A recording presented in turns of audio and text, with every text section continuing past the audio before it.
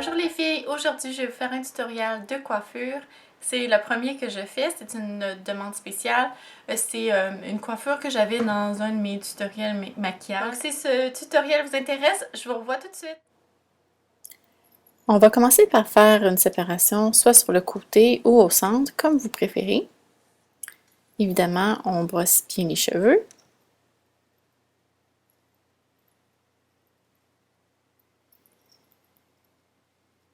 Ensuite, on va prendre les cheveux pour faire une lulu, temporaire bien sûr, pour garder les cheveux hors du chemin lorsqu'on fait la tresse. Ensuite, à partir de l'oreille jusqu'à la séparation, je vais prendre une mèche de cheveux. Je m'assure bien de la lisser. Puis je vais séparer cette mèche de cheveux-là en 3 sections.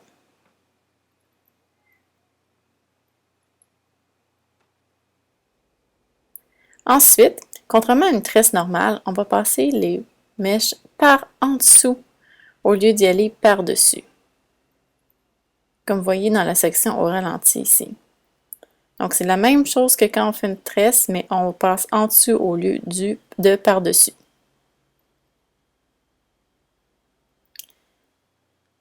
Ensuite, on ramasse les mèches de cheveux comme dans une tresse française ou une tresse africaine. Puis on continue à passer par en dessous.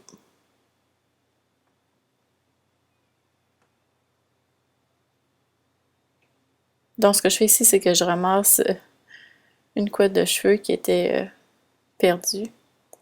Voilà. Donc, on passe par en dessous, par en dessous. Et on continue la tresse à la fin pour quelques tresses, mais pas jusqu'au bout des cheveux parce qu'on va faire un chignon.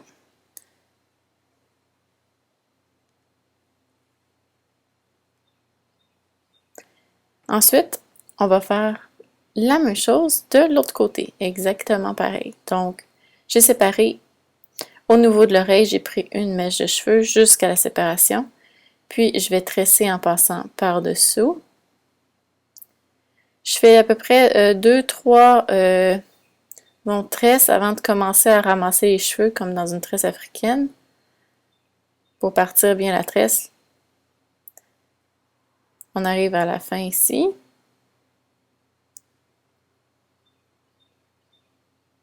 Je ramasse, puis je continue la tresse juste un peu.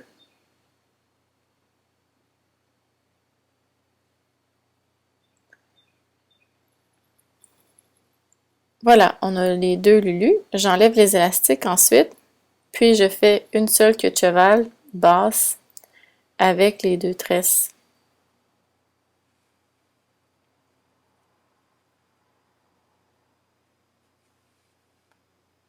Ensuite, en utilisant des bobby pins de cette forme-là, vous pouvez utiliser ce que vous préférez. Moi, j'aime bien celle-là.